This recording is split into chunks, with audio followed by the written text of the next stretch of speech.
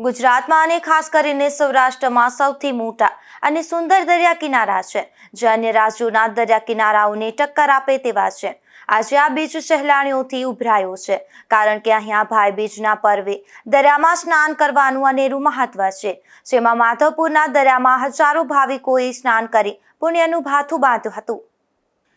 લોકોને ભારતમાં શ્રેષ્ઠ દરિયા કિનારામાં ગોવા, દીવ અથવા તો કેરળના દરિયા કિનારા જેવી ફિલિંગ હવે ગુજરાતમાં આવી રહી છે. મુંબઈ, ગોવા અને કેરળ જેવા રાજ્યોના દરિયા કિનારાઓનો પ્રવાસ ખેડવામાં પણ ગુજરાતીઓ જ સૌથી ટોચના ક્રમે આવે છે.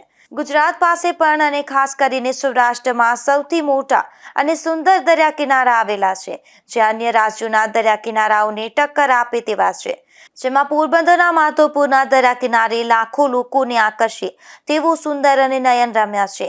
વારે તહેવારે અહીં હજારોની સંખ્યામાં સહેલાણીઓ આવે છે, ત્યારે ભાઈ બીજના પવિત્ર તહેવારે અહીં માધવપુરના દરિયા કિનારે હજારોની સંખ્યામાં સહેલાણીઓ ઉમટી પડ્યા હતા. માધવપુરની ચોપાટી લોકોને આકર્ષી રહી છે અને દિન પ્રતિદિન અહીં સહેલાણીઓની સંખ્યા વધી રહી છે. જય માધવરાય. નમામિ યમુનામહમ સકલ સિદ્ધિ હેતુ મુદા મુરારીપદ પંકજ સુફ્રદ મદ રેણુત્કટામ. આજરોજ માધવપુર ગામમાં અને આપણે જાણીએ છીએ કે ભાઈબીજનો પવિત્ર દિવસ છે અને એવી માન્યતા છે કે દરિયામાં આજે યમુના મહારાણી ખુદ પધારે છે અને લાખો લોકો સ્નાન કરવા આવે છે અને ખૂબ જ યમુનાજીનું અહીંયા મહત્ત્વ છે.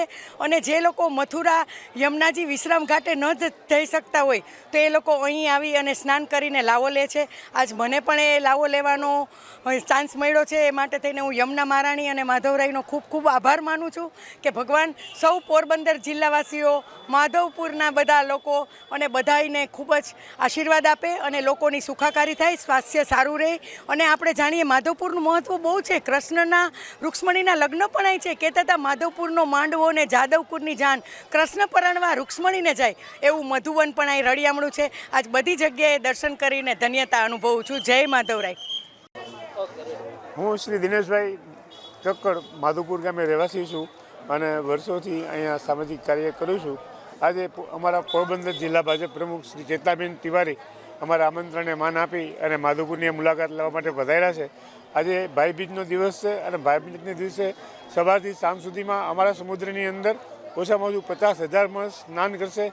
કારણ કે એક લોકવાયકા એવી છે કે શ્રી યમુના મહારાણીજી અહીંયા ખુદ ભાઈબીજના દિવસે માધવપુર દરિયામાં પધારે છે અને અમુક સમય માટે દરિયાનું પાણી પણ મીઠું થઈ જાય છે. એના અનુસંધાને લોકો ખૂબ ભાવનાથી આ સમુદ્રની અંદર સ્નાન કરે છે અને પોતાની જાતને ધન્યતા અનુભવે. હું ચેતનાબેનનો પણ ખૂબ ખૂબ આભારી છું કે અમારા આમંત્રણને માન આપી અને માધવપુર મુકામે પધાર્યા અને આ બધું એણે પોતે નજરથી નિહાળ્યું, જોયું અને એમને પણ ખૂબ જ સારું લાગ્યું. આ બાબતે આપ સૌનો હું ખૂબ ખૂબ આભારી છું. જય માધવરાય. મારું નામ તન્ના રવિ છે. હું જુનાગઢથી આવું છું. હું છેલ્લા 10-15 વર્ષથી માધવપુર દરિયામાં સ્નાન કરવા આવું છું.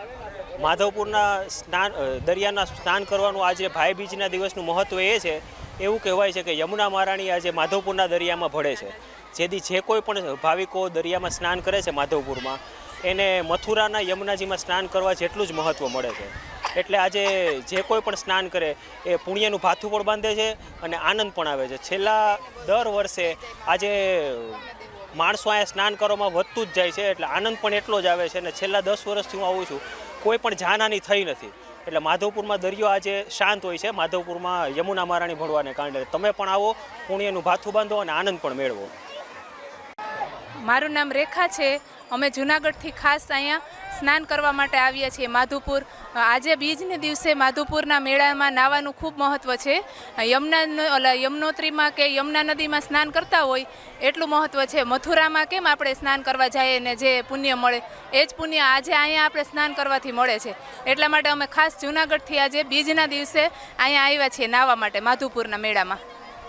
માધવપુરમાં માધવરાયજીનું મંદિર આવેલું છે અને માધવરાયની હવેલીએ અનેક ભક્તો દર્શનાર્થે આવે છે.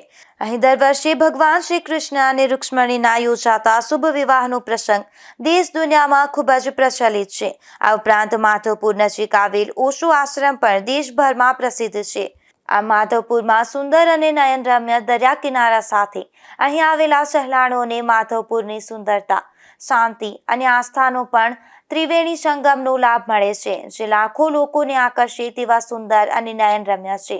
એક માન્યતા પ્રમાણે આજે ભાઈ બીજના દિવસે યમુના માતાજી અહીંયા આવે છે, જેથી ભાઈ બીજના પવિત્ર તહેવારે અહીં માધવપુરના દરિયા કિનારે હજારોની સંખ્યામાં સહેલાણીઓ સ્નાન કરવા માટે ઉમટી પડ્યા હતા. પરેશ નિમાવત, ગુજરાત ન્યૂઝ, માધવપુર.